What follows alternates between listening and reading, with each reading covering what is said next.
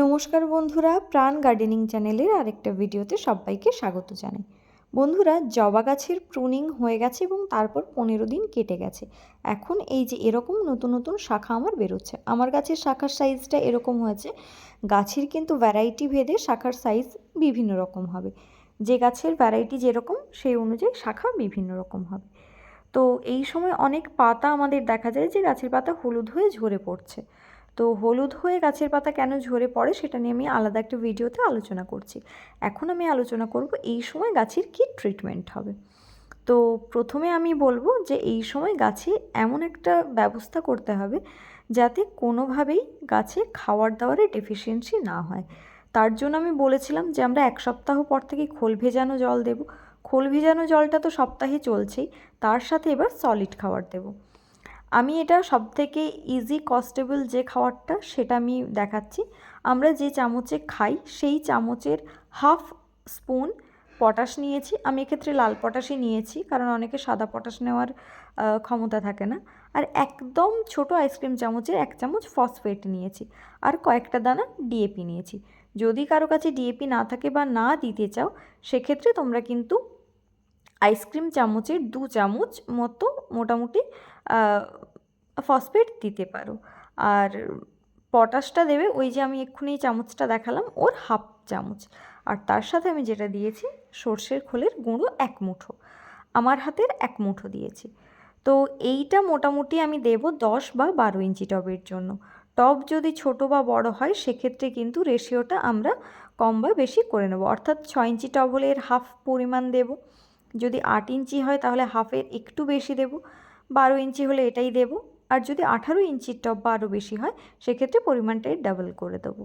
তো এইভাবে আমরা কিন্তু গাছে খাবারটা দেব। এক্ষেত্রে মনে রাখতে হবে খাবার দেওয়ার আগের দিন থেকে মাটিটা কিন্তু আমাদের ভিজিয়ে রাখতে হবে, যাতে খাবার দেওয়ার পর আমরা জল ঢেলে দিলে মাটির সাথে খাবারটা মোটামুটি মিশে যেতে পারে। আর খাবারটা একদমই গাছের কাছ দিয়ে দেওয়া যাবে না, অর্থাৎ টবের কিনারা বরাবরই দিতে হবে। না হলে কিন্তু গাছের যে নরম রুটগুলো সবে বেরোতে স্টার্ট করেছে ওগুলোতে কিন্তু রুট রট হয়ে যাওয়ার খুব চান্স থাকে। কারণ একদম রাসায়নিক সার কিছুটা পরিমাণে দেওয়া হচ্ছে, তো প্লাস খোলেরও একটা ঝাঁঝ থাকে, তো তাতে কিন্তু গাছের রুটটা নষ্ট হয়ে যাওয়ার চান্স থাকে। খাবারটা আমাদের দেওয়া হয়ে গেছে, এবার কিন্তু এটাকে আমরা ভালো করে মাটির সাথে মিশিয়ে নেব। মিশিয়ে ভালো করে মাটিটাকে ঢাকা দিয়ে তারপর কিন্তু আমরা এটাতে জল ঢেলে দেব। এই খাবারের সাথে আরও একটা জিনিস অ্যাড করাটা উচিত, সেটা হলো কিছুটা পরিমাণ ম্যাগনেসিয়াম সালফেট। প্রুনিং করার পর কিন্তু এপসাম সল্ট বা ম্যাগনেসিয়ামের চাহিদা গাছের প্রচুর পরিমাণে থাকে। আর আমরা সবাই জানি যে ম্যাগনেসিয়াম গাছের পাতাকে সবুজ রাখতে ঠিক কতটা সাহায্য করে এবং গাছকে কতটা এনার্জি যোগাতে সাহায্য করে। এক্ষেত্রে যদি কেউ মাটির সাথে ম্যাগনেসিয়াম সালফেট না মেশাতে চাও, তারা 1 লিটার জলে 1 গ্রাম করে ম্যাগনেসিয়াম সালফেট মিশিয়ে প্রত্যেক সপ্তাহে ভোরের বেলা একবার করে স্প্রে করে দিও। আর যদি দেখো যে সেটা করার টাইম পাচ্ছ না, তাহলে কিন্তু গাছের গোড়ায় এই খাবারের সাথে ছোট আইসক্রিম চামচের 1 চামচ বা 2 গ্রাম ম্যাগনেসিয়াম সালফেট 10 বা 12 ইঞ্চি টবের জন্য দিয়ে দিতে হবে। এবং সেটা মোটামুটি মাসে 2বার করলে খুব ভালো হয়। আর 2বার করার মতো সময় না পেলে মোটামুটি 1বার করলেই হবে। তো এটা আমরা করব। আর যদি কেউ গাছে এরপরে অনুখাদ্য স্প্রে করার সময় না পাও, তারা কিন্তু এই খাবারের সাথে বাজার থেকে কেনা কিছুটা দানা অনুখাদ্য মিশিয়ে নেবে। তো এটা গেল আমরা সবথেকে ইজি কস্টেবল যে খাবারটা সেই খাবারে। এবার আসছি জৈব খাওয়ার পদ্ধতিতে যারা খাবার দিতে চাও তাদের কথায়। এখানে আমি নিয়েছি মোটামুটি 1 চামচ হাড়ের গুঁড়ো, 1 চামচ শিংকুচি, আর 2 চামচ মতো সর্ষের গুঁড়ো খোল নিয়েছি, আর হাফ চামচ নিমখোল নিয়েছি। নিমখোলটা আমি খুব কম পরিমাণে দিয়েছি, কারণ নিমখোলটা মেনলি তো দেওয়া হয় যাতে পিঁপড়ের অ্যাটাক বা ছত্রাকের অ্যাটাক ইত্যাদি কম পরিমাণে হয় তার জন্য। আর যেহেতু জবা গাছ ফসফেট খুব বেশি পছন্দ করে না, তারপরেও আমি হাড়ের গুঁড়ো এতটা পরিমাণ দিলাম। এটা নিয়ে হয়তো কিছুটা প্রশ্ন আসতে পারে। তো এখানে শিংকুচি কিন্তু আমাদের স্লো রিলিজ নাইট্রোজেনের কাজ করবে, এবং সর্ষের খোলের মধ্যেও কিন্তু নাইট্রোজেনের ভাগটাই বেশি থাকে, নিমখোলের মধ্যেও তাই। তাই আমরা কিন্তু দেখতে পাচ্ছি টোটাল যে খাবারটা আমরা মেশাচ্ছি তাতে কিন্তু নাইট্রোজেনের ভাগটাই বেশি। যেহেতু গাছের রুট প্রুন করা হয়েছে, তাই রুটটা যাতে তাড়াতাড়ি সঞ্চালিত হয়, তাই সেক্ষেত্রে আমরা কিন্তু ওই পরিমাণ হাড়গুঁড়ো দিতেই পারি, ওতে কিন্তু ফসফেটের পরিমাণ বেশি হয়ে যাবে না। এর সাথে আমি কিন্তু রাসায়নিকভাবেই সাদা পটাশ মেশাচ্ছি, অর্থাৎ NPK 0050। তোমাদের যাদের কাছে এনপিকে 0050 থাকবে না তারা কিন্তু লাল পটাশ যদি মেশাতে চাও তাহলে এই রকম এই এতটা পরিমাণ, আমি এই স্পুনের এইটুকু দিলাম, অর্থাৎ ছোট আইসক্রিম চামচে তোমরা 2 চামচ মতো দেবে, দিয়ে সেটা গাছের গোড়ায় দিতে পারো। আর যারা একদম অর্গানিক দিতে চাও তারা কিন্তু চেষ্টা করবে 1 মুঠো কলার খোসার গুঁড়ো দেওয়ার জন্য। আর এই পরিমাণটা আমরা কিন্তু ব্যবহার করব 10 বা 12 ইঞ্চি টবের জন্য। এই দেখো এই গাছটা আমি তোমাদের প্রুন করে দেখিয়েছিলাম, সবে নতুন নতুন শাখা আসতে শুরু করেছে।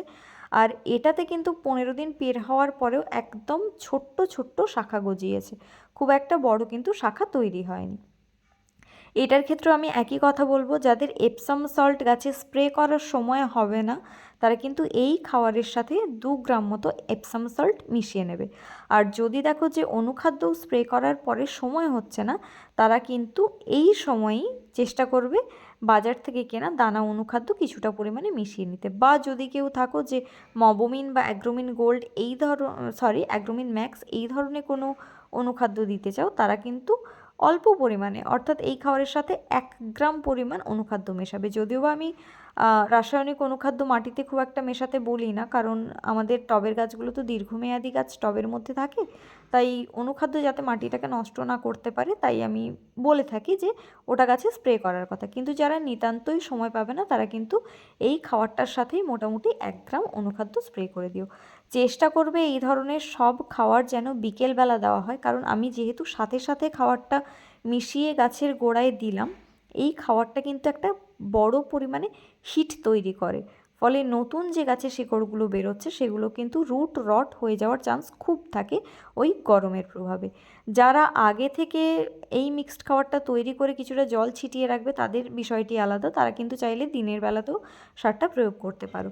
না হলে কিন্তু সব সময় চেষ্টা করবে বিকেলবেলা এই খাবারটা গাছে প্রয়োগ করার এবং তারপর জল ঢেলে দেওয়ার, ফলে যে হিটটা তৈরি হবে সেটা কিন্তু রাতের তাপমাত্রার সাথে ব্যালেন্স হয়ে যাবে, ফলে গাছ কিন্তু অতটা পরিমাণ ড্যামেজ হবে না, কারণ এটা থেকে যে হিটটা তৈরি হয় সেটা কিন্তু অনেকটা পরিমাণে হিট। এই সময় কিন্তু আরও কয়েকটাভাবে খাওয়ার আমরা মেনটেন করতে পারি, সেটা হচ্ছে সপ্তাহে 1 দিন করে যে কোনো ব্যালেন্স এনপিকে, যেমন এনপিকে 19-19-19 বা 20-20-20 1 লিটার জলে 1 গ্রাম মিশিয়ে ভালো করে ঝাঁকিয়ে ভোরবেলা গাছে স্প্রে করতে পারি।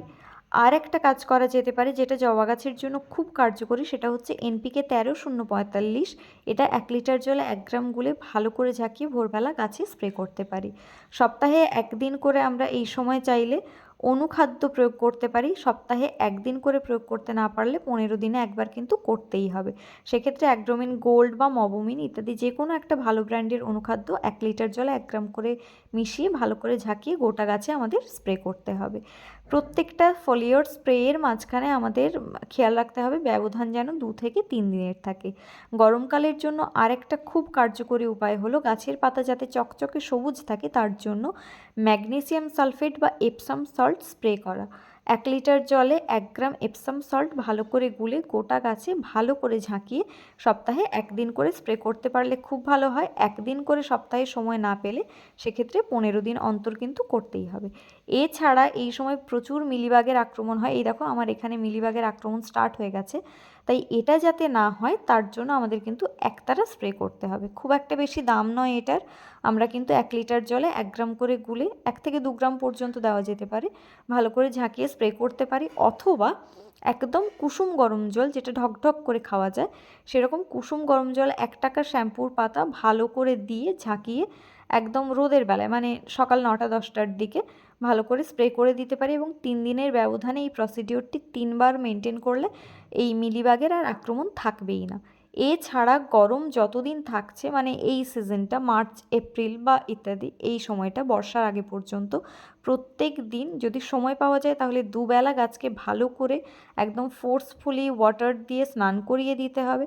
আর যদি অতটা সময় না পাওয়া যায়, এই দেখো গাছের তলার দিকে আমার অলরেডি এখানে মোটামুটি পোকা লাগতে স্টার্ট করে দিয়েছে, তো বিভিন্ন রকম পোকার আক্রমণ হয়, তাই ফোর্সফুলি গাছের তলার দিক থেকে এবং ওপরের দিক থেকে দুভাবেই জল দিয়ে গাছের পাতাকে ভালো করে স্নান করিয়ে দিতে হবে। এতে কিন্তু গাছের স্ট্রেস অনেকটা কম থাকে। এছাড়াও গাছে এই সময় যাতে পোকামাকড়ের উপদ্রব না হয় তার জন্য আমাদের কীটনাশক প্রয়োগ করতে হবে। এটা 10 দিন ছাড়া প্রয়োগ করাটা খুবই ভালো। না হলে সপ্তাহে একদিন করেও করা যেতে পারে। যারা সম্পূর্ণ জৈব মেথড অ্যাপ্লাই করবে তারা কিন্তু নিম তেল স্প্রে করবে 1 লিটার জলে 2 ml করে দিয়ে। আর যারা রাসায়নিক কীটনাশকও প্রয়োগ করতে চাও তারা কিন্তু ডাইমেথড 30% কম্পোজিশনের যে কোনো কীটনাশক, যেমন রোগর বা রোগর প্লাস বা টাফগর, এর সাথে অন্য কিছু অল্টার করে দিও। অর্থাৎ একদিন রোগর বা টাফগর ইউজ করলে অন্য দিন হয়তো তোমরা কনফিডার ইউজ করতে পারো, অথবা যারা কাকা সুপার সোনাটা অল্টার করে ইউজ করো তারা কিন্তু সেটাও করতে পারো। এইটাও খুব কার্যকরী একটা মেডিসিন, বিশেষত বায়োপেস্টিসাইড হিসেবে কাকা মোটামুটি ভালোই কাজ করে। তো বন্ধুরা, এই ছিল আমার প্রুনিংয়ের 15 দিন পর এখন আমরা জবার কি কেয়ার করব সেই বিষয়ক একটা ভিডিও। আমরা কিন্তু এই সময় তরল খাবারটা গাছে চালিয়েই যাব, সেটা সর্ষের খোল পচা জল বা সবজির খোসা ভেজানো জল যে কিছু হতে পারে। আর এখন থেকে গাছগুলোকে আমরা ফুল সানলাইটের তলায় রাখবো, দেখবো যেন ভরপুর এনার্জি পায়। তো বন্ধুরা, এই ছিল প্রুনিংয়ের 15 দিন পর জবার আমরা কি পরিচর্যা করব সেই সংক্রান্ত ভিডিওটা যদি ভালো লাগে প্লিজ লাইক করো, তোমার বাগানি বন্ধুদের সাথে শেয়ার করো। কোনো কোয়ারিজ থাকলে অবশ্যই আমাকে কমেন্ট করে জানিও, আর চ্যানেলটা সাবস্ক্রাইব করে প্লিজ প্রাণ গার্ডেনিংয়ের সাথে থেকো। আসছি অন্য একটা ভিডিও নিয়ে জবার পরবর্তী পরিচর্যা নিয়ে। নমস্কার।